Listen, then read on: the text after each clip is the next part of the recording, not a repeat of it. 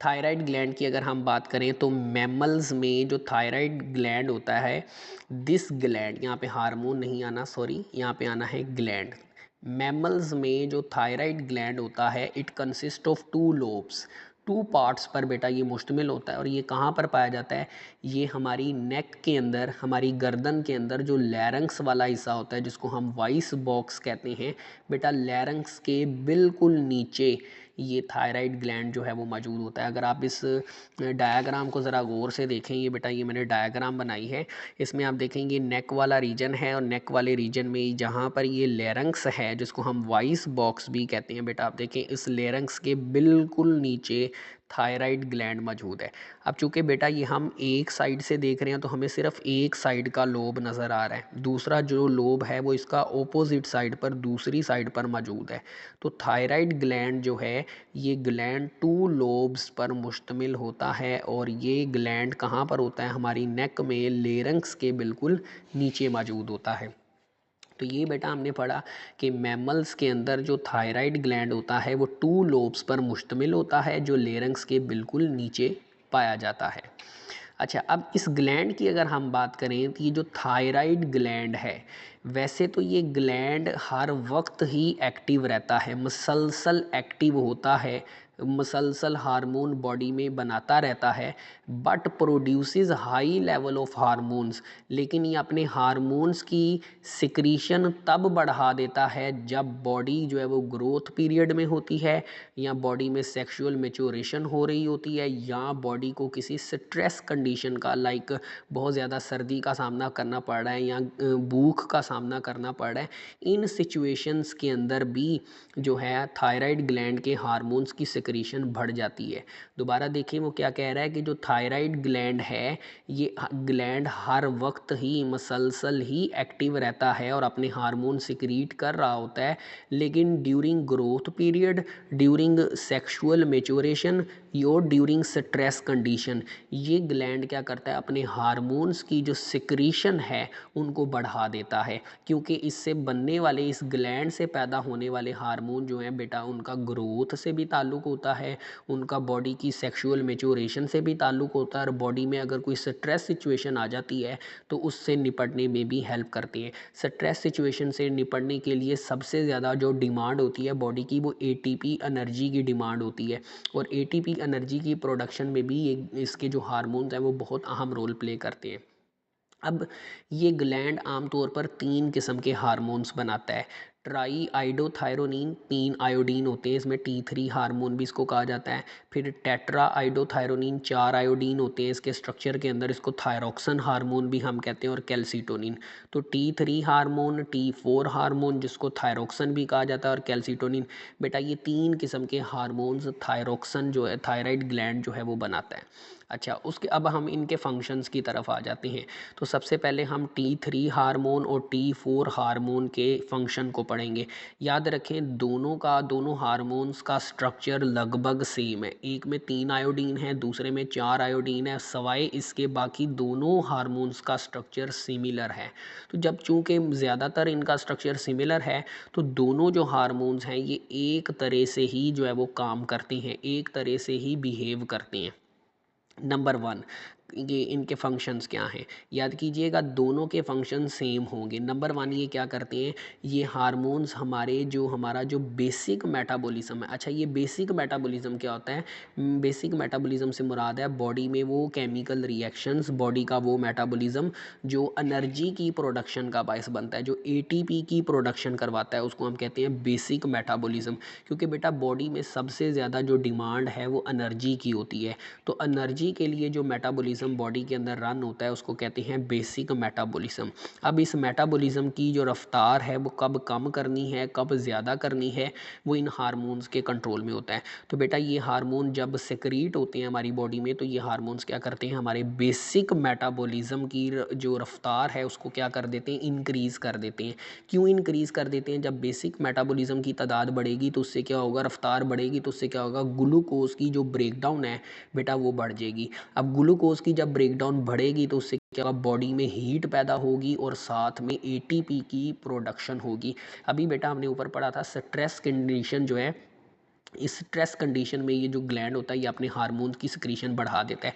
तो stress situation के अंदर बेटा क्या होता है, जो बेसिक मेटाबॉलिज्म होता है उसकी रफ्तार बढ़ा दी जाती है, मतलब बॉडी के अंदर ग्लूकोज की प्रोडक्शन जो है, ब्रेकडाउन जो है वो बढ़ा दी जाती है, ताकि ज़्यादा से ज़्यादा एटीपी बने। और जैसे लेट से हम एक्सरसाइज करते हैं, तो एक्सरसाइज करना भी बॉडी के लिए नॉर्मल सिचुएशन नहीं है, बल्कि वो एक स्ट्रेस सिचुएशन है। तो उस दौरान क्या होता है, हमारा जो बॉडी का मेटाबॉलिज्म होता है बेटा वो बढ़ जाता है, उससे ग्लूकोज की प्रोडक्शन बढ़ती है, उससे हीट भी पैदा होती है। तो जब हम एक्सरसाइज करते हैं तो हमारी बॉडी के अंदर हीट पैदा होना शुरू हो जाती है। उसका मतलब ये है कि हमारी बॉडी का जो बेसिक मेटाबॉलिज्म है बेटा वो क्या हो जाता है, बढ़ जाता है।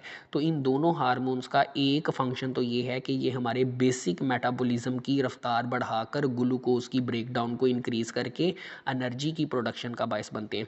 दूसरा बेटा ये हार्मोन क्या करते हैं, ये ग्रोथ का बायस भी बनते हैं। अच्छा, ग्रोथ के लिए हमने कल भी एक हार्मोन पढ़ा था, सोमैटोट्रोफिन हार्मोन, जो पिट्यूटरी ग्लैंड के एंटीरियर लोब से सिक्रीट होता है। तो बेटा ये जो था T3 और T4 हार्मोन है, ये सोमैटोट्रोफिन हार्मोन के साथ मिलकर जो है बॉडी की ग्रोथ का बायस बनते हैं। अच्छा, इसके साथ साथ बेटा ये जो हार्मोन्स हैं ये क्या करते हैं, ये हमारे ब्रेन सेल्स पर अटैक करते हैं, ब्रेन सेल्स पर एक्ट करते हैं, और एक्ट करके ब्रेन सेल्स की डिफरेंशिएशन का बायस बनते हैं। अच्छा, डिफरेंशिएशन का मतलब बेटा हमने ग्रोथ वाले चैप्टर में पढ़ा था, डिफरेंशिएशन का मतलब होता है फॉर्मेशन ऑफ स्पेशलाइज्ड सेल्स, यानी कि सेल्स को आहिस्ता आहिस्ता ये पता चलना शुरू हो जाता है कि ब्रेन के अंदर उन्होंने कौन सा फंक्शन परफॉर्म करना है। अब ब्रेन के सेल्स हैं, तो जैसे जैसे ये हार्मोन ब्रेन के सेल्स पर एक्ट करेंगे तो ब्रेन के sales Aahista Aahista specific parts में कन्वर्ट होते जाएंगे, कोई फोर ब्रेन में, कोई मिड ब्रेन में, कोई हाइंड ब्रेन में, कोई सेरिब्रम में, कोई सेरिबेलम में।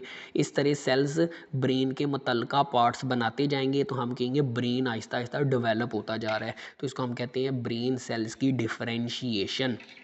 इसके अलावा बेटा ये एक और बहुत इंपॉर्टेंट फंक्शन परफॉर्म करते हैं, एम्फीबियंस के अंदर ये मेटामार्फोसिस का बायस बनते हैं। अच्छा, मेटामार्फोसिस क्या होती है, मेटामार्फोसिस कहते हैं चेंज इन स्ट्रक्चर, स्ट्रक्चर के अंदर जो चेंज होता है उसको कहते हैं मेटामार्फोसिस। जैसे एम्फीबियंस में क्या होता है, एक जाइगोट बनता है, जाइगोट जो है, जाइगोट से फिर आगे फर्दर स्टेजेस होती हैं, जाइगोट से जो है वो फिर आगे लार्वा बनता है, लार्वा से जो है वो प्यूपा बनता है, प्यूपा से जो है ये टेडपोल बनता है। ठीक है, याद कीजिएगा डिफरेंट एम्फीबियंस में ये लाइफ साइकिल भी डिफरेंट होता है। लगभग यही लाइफ साइकिल इंसेक्ट्स के अंदर भी होता है। जैसे डिंगी का लार्वा होता है, फिर उसका प्यूपा होता है, फिर टेडपोल होता है, और आमतौर पे जो टेडपोल होता है ये फिर ग्रो करके आगे एक अडल्ट ऑर्गेनिज्म के अंदर तब्दील होता है। अब एम्फीबियंस के अंदर भी, कुछ एम्फीबियंस के अंदर भी ये प्रोसेस होता है, इसको कहते हैं, अब ये जो चेंज आएगा ना, जाइगोट से लार्वा बनेगा, लार्वा का स्ट्रक्चर डिफरेंट होगा, लार्वा से प्यूपा बनेगा, प्यूपा का स्ट्रक्चर डिफरेंट होगा, प्यूपा से टेडपोल बनेगा, इसका स्ट्रक्चर। तो ये जो स्ट्रक्चर के अंदर चेंज आ रहा है बेटा, इसको हम कहते हैं मेटामार्फोसिस। और ये जो स्ट्रक्चर के अंदर चेंज आ रहा है, इस चेंज को लाने में ये T3 और T4 हार्मोन बेटा बहुत अहम रोल प्ले करते हैं। तो एम्फीबियंस के अंदर ये मेटामार्फोसिस में हेल्प करते हैं। अच्छा, अगर अगर ये हार्मोन ना बने, अगर ये हार्मोन ना बने तो जो टेडपोल होगा फ्रॉग का वो मेटामार्फोज नहीं हो सकेगा, मतलब जो टेडपोल है वो अडल्ट फ्रॉग में कन्वर्ट नहीं हो सकेगा, बल्कि वो क्या होगा, वो बल्कि फ्रॉग में कन्वर्ट होने की बजाय वो एक बड़े साइज़ के टेडपोल में ही कन्वर्ट होगा। वक्त के साथ साथ साइज़ में इजाफा होगा, तो टेडपोल बजाय मेटामार्फोज करने के, मतलब अपना स्ट्रक्चर चेंज करके बजाय कि वो मेच्योर फ्रॉग बनाए, वो किस में कन्वर्ट हो जाएगा, वो जस्ट अपना साइज़ ही इंक्रीज़ कर लेगा। और ऐसा क्यों है कि थायराइड के हार्मोन्स नहीं बन रहे। जब हार्मोन्स नहीं बनेंगे तो टेडपोल के स्ट्रक्चर में चेंज नहीं आएगा और वो मेटामार्फोस नहीं कर पाएगा, मतलब वो फ्रॉग में कन्वर्ट नहीं हो पाएगा। तो बेटा ये चार फंक्शंस हैं T3 और T4 हार्मोन के, ये लाजमी याद करने हैं। अब आ जाते हैं बेटा के थायरोक्सिन के ऊपर, T4। अगर हमारी बॉडी में थायरोक्सिन ज़्यादा बनना शुरू हो जाए तो क्या होगा, और कम थायरोक्सिन बने तो फिर क्या होगा। अगर बेटा एक्सेस थायरोक्सिन बनता है, वजह क्या है इसकी, पहले तो हम वजह देख लेते हैं। Production of abnormal protein in body.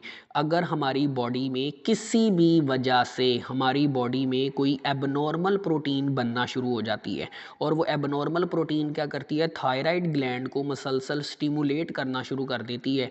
Ultimately जब प्रोटीन ये प्रोटीन थायराइड ग्लैंड को स्टिमुलेट करेगी, तो थायराइड ग्लैंड क्या करेगा, अपने हार्मोन्स की प्रोडक्शन जो है वो बढ़ा देगा। तो अगर हमारी बॉडी में कोई एबनॉर्मल प्रोटीन बन जाती है और वो एबनॉर्मल प्रोटीन थायराइड ग्लैंड को जाके एक्टिवेट स्टिमुलेट करती है, जिससे थायराइड ग्लैंड के हार्मोन्स की प्रोडक्शन बढ़ जाती है, तो बेटा थायरोक्सिन की प्रोडक्शन बढ़ने से क्या होगा, एक बीमारी होगी जिसको हम कहेंगे ग्रेव डिजीज़। अच्छा, अब इस बीमारी में क्या होता है, ग्रेव डिजीज़ में एक तो होता है एक्सोथैल्मिक गोइटर। अच्छा, एक होता है गोइटर, इसमें नेक के अंदर स्वेलिंग हो जाती है। एक है एक्सोथैल्मिक गोइटर, इसमें क्या होता है, जो आइज़ होती है ना, ये आइज़ उस पेशेंट की जो आइज़ होती है ना, वो बल्जिंग आइज़ में कन्वर्ट हो जाती है। बल्जिंग आइज़ मीन उभरी उभरी आइज़ के अंदर कन्वर्ट, जैसे आंखें बाहर को निकली हो, ठीक है, आंखें अगर बहुत ज़्यादा बाहर को निकल आए तो बेटा उसको हम कहते हैं एक्सोथैल्मिक गोइटर। तो बेसिकली ये आइज़ से रिलेटेड है। इसमें फिर उनकी जो विज़न है, देखने की जो सलाहियत है, वो भी जो है वो थोड़ी सी चेंज हो जाती है, उसमें पुअर विज़न में जो है वो कन्वर्ट हो जाती है विज़न उनकी। दूसरा बेसिक, अल्टीमेटली थायरोक्सिन अभी हमने पढ़ा T4 बेसिक मेटाबॉलिज्म रेट को बढ़ाता है, तो इसमें क्या होगा, बॉडी का मेटाबॉलिज्म बहुत ज़्यादा बढ़ जाएगा। इससे हार्ट फेलियर भी हो सकता है, बशर्ते कि कंडीशन लॉन्ग हो। अगर एक्सेस थायरोक्सिन जो है वो लंबे अरसे तक प्रोड्यूस होता है, उससे क्या होगा, बॉडी का मेटाबॉलिज्म लंबे टाइम तक फास्ट रहेगा, जिससे कार्डियक फेलियर भी हो सकता है, हार्ट फेलियर भी हो सकता है। ये बेटा लाजमी करना आपने टॉपिक। अच्छा, लेस थायरोक्सिन अगर बनता है, अब यहाँ पे दो सिचुएशंस हैं।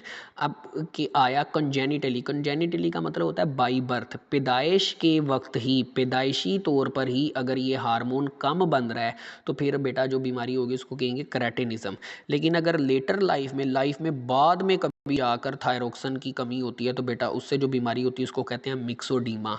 अगर क्रेटिनिज्म होता है, जो कि आमतौर पे बाई बर्थ थायरोक्सिन के कम बनने की वजह से हो रहा होता है, तो इसमें बेटा क्या होता है, जो इंडिविजुअल होते हैं वो नॉर्मल डेवलप नहीं कर पाते, नॉर्मल ग्रो नहीं कर पाते, क्योंकि अभी हमने पढ़ा कि हार्मोन्स ग्रोथ का बायस भी बनते हैं। सेकंड जो है बेटा, दे आर स्मॉल, क्योंकि बॉडी ग्रो नहीं करेगी। हैव कोर्स स्कैंटी हेयर, मोटे घुंघराले बाल होंगे, ठीक है, और ये बाल जल्दी गिरेंगे, गिरना शुरू हो जाएंगे। थिक येलोइश स्किन, मोटी जो है, मोटी येलो कलर की स्किन होगी, जैसे जॉन्डिस के अंदर होता है। मेंटली रिटार्डेड, ठीक है, मेंटली भी जो है वो अनफिट होंगे। क्यों मेंटली क्यों अनफिट होंगे, क्योंकि ब्रेन सेल जो है वो डिफरेंशिएट नहीं हो पाएंगे मुख्तलिफ पार्ट्स के अंदर। जब ब्रेन के मुख्तलिफ पार्ट्स नहीं बनेंगे, तो अल्टीमेटली ब्रेन जो है, मेंटली पेशेंट जो है वो अफेक्टेड होगा। इसके साथ साथ सेक्शुअल मेच्योरेशन में भी जो है वो प्रॉब्लम होगी, सेक्सुअली भी जो है वो मेच्योर नहीं होंगे। मिक्सोडीमा की बात करें तो लेटर लाइफ में हमने कहा था ये थायरोक्सिन के कम होने की वजह से बीमारी होती है, और ये आमतौर पे परहैप्स, आमतौर पर ये हमारी खुराक में आयोडीन की कमी की वजह से होती है। अच्छा, इसमें क्या होता है, नेक में स्वेलिंग हो जाती है, जो नॉर्मल, जिसको आप गोइटर कहते हैं। इसके साथ साथ हमारी बॉडी के अंदर फैट बहुत ज़्यादा स्टोर होना शुरू हो जाती है, चर्बी जमा होना शुरू हो जाती है, जिससे हमारी स्किन और हमारे जो हाथ हैं वो मोटे मोटे नजर आना, पफीनेस कहते हैं मोटा होना, हाथ मोटे मोटे नज़र आना शुरू हो जाते हैं। तो बेटा ये तीनों बीमारियां आपने याद रखनी है, ग्रेव डिजीज़, क्रेटिनिज्म, मिक्सोडीमा, विद इनकी जो सिम्टम्स हैं, ये लाजमी करना है। इंपॉर्टेंट क्वेश्चन है, आ जाते हैं, डिफरेंस में पूछे जाते हैं। नेक्स्ट बेटा हम आ जाते हैं T3 T4 के फंक्शन, तो हो गए। कैल्सिटोनिन की बात कर लेते हैं। बेटा कैल्सिटोनिन जो है ना, इसका मैं आपको फंक्शन बता दूं। ये है जो हार्मोन है, ये हार्मोन क्या करता है, जब हमारे ब्लड के अंदर कैल्शियम लेवल, हमारे ब्लड में कैल्शियम लेवल नॉर्मल से ज़्यादा हो जाता है, नॉर्मल से ज़्यादा हो जाता है, तो बेटा कैल्सिटोनिन हार्मोन बनता है। ये हार्मोन क्या करता है, ब्लड के अंदर कैल्शियम के लेवल को कम करता है, कम करके बेटा उसको कहाँ पे लेकर आता है, नॉर्मल की तरफ लेकर आता है। तो अगर हमारे ब्लड में कैल्शियम लेवल ज़्यादा होगा, तो कैल्शियम लेवल ज़्यादा होने से क्या होगा, ये देखिए बेटा लिखा हुआ है, अगर ब्लड में कैल्शियम लेवल ज़्यादा होगा तो थायराइड ग्लैंड से ये हार्मोन प्रोड्यूस होगा, ठीक है, और ये प्रोड्यूस होकर क्या करेगा, ब्लड में कैल्शियम लेवल को कम करेगा। और अगर ब्लड में कैल्शियम लेवल कम हो, जैसे जैसे ब्लड में कैल्शियम लेवल कम होता जाएगा, तो इसकी जो प्रोडक्शन है थायराइड ग्लैंड से वो कम होती जाएगी, क्योंकि अगर ये प्रोड्यूस होता रहा तो ये क्या करेगा, उसको कम करते करते उसको नॉर्मल से भी ज़्यादा कम कर देगा। अच्छा, अगर ये हार्मोन बॉडी में ज़रूरत से ज़्यादा बनना शुरू हो जाए या नॉर्मल मिकदार में कम बनना शुरू हो जाए, मतलब नॉर्मल नहीं प्रोड्यूस हो रहा, या ज़्यादा बनेगा या कम बनेगा, तो उससे बेटा क्या होगा, कैल्शियम का मेटाबॉलिज्म डिस्टर्ब हो जाएगा। मतलब वो तमाम केमिकल रिएक्शन जिनमें कैल्शियम की ज़रूरत होती है, क्योंकि जब ये बहुत ज़्यादा बनेगा या बहुत कम बनेगा तो कैल्शियम का जो लेवल होगा ब्लड में वो डिस्टर्ब होगा। उससे क्या होगा, वो तमाम मेटाबॉलिज्म, वो तमाम केमिकल रिएक्शन जिनमें कैल्शियम यूज़ होगा वो भी अफेक्ट होंगे। इसमें न्यूरॉन्स आ जाती हैं, इसमें ये जो न्यूरॉन में नर्व इम्पल्स जो सिग्नल मूव करता है बेटा, वो सोडियम पोटाशियम तो उसमें हेल्प करते ही करते हैं, वो तो आयंस की रिप्लेसमेंट में हेल्प करते हैं, लेकिन इसके साथ साथ ये जो कैल्शियम है ये बेटा नर्व इम्पल्स के ट्रांसपोर्ट में भी हेल्प करता है।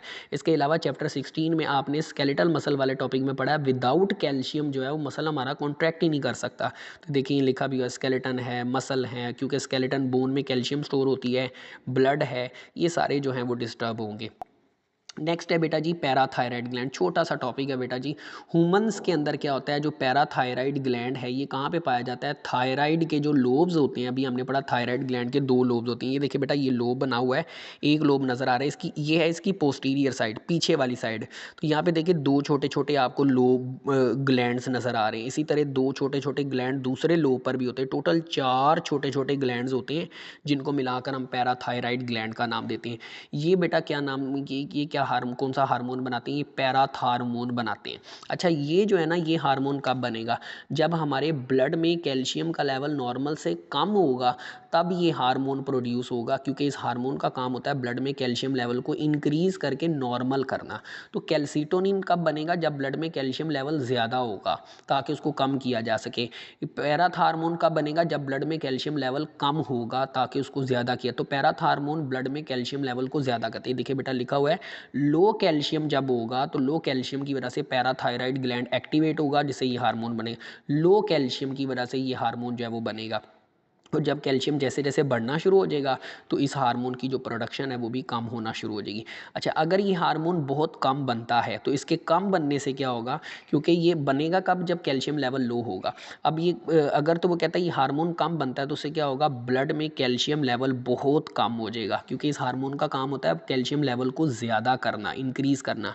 अगर ये हार्मोन कम बनेगा तो ब्लड में कैल्शियम लेवल बहुत कम हो जाएगा। उससे क्या होगा, मस्कुलर टेटनी, मसल्स का खिंचाव। बेटा ये हमने बीमारी पढ़ी भी थी, कैल्शियम की कमी की वजह से होती है, और ये हमने चैप्टर 16 में पढ़ा भी है। अगर ये बहुत ज़्यादा हार्मोन बनता है तो उसकी वजह से क्या होगा बेटा, आहिस्ता आहिस्ता, प्रोग्रेसिव का मतलब होता है आहिस्ता आहिस्ता क्या होगा, डी मिनरलाइजेशन। डी का मतलब बेटा होता है रिमूव करना। बोन्स से जो है ना कैल्शियम निकलना शुरू हो जाएगा। कैल्शियम याद रखिए ये मिनरल का काम भी करता है। तो पैराथ हार्मोन क्या करता है, जब ये बहुत ज़्यादा बनेगा तो ये क्या करेगा, हड्डियों से सारा कैल्शियम जो है वो निकाल कर उसको ब्लड में ले जाएगा, ताकि ब्लड में कैल्शियम लेवल इंक्रीज़ किया जा सके। इससे क्या होगा, हड्डियाँ कमज़ोर हो जाएंगी। इस बीमारी को हम रिकेट्स कहते हैं, आमतौर पे बच्चों के अंदर होती है। इसके साथ साथ कैल्शियम चूँकि ब्लड में ज़्यादा होगा, तो जब ये ब्लड किडनी के अंदर जाएगा, किडनी इसको फिल्टर करेगी, और अगर किडनी के अंदर वाटर कम होगा तो किडनी के अंदर ये कैल्शियम स्टोन फॉर्मेशन का बायस भी जो है वो बन सकता है।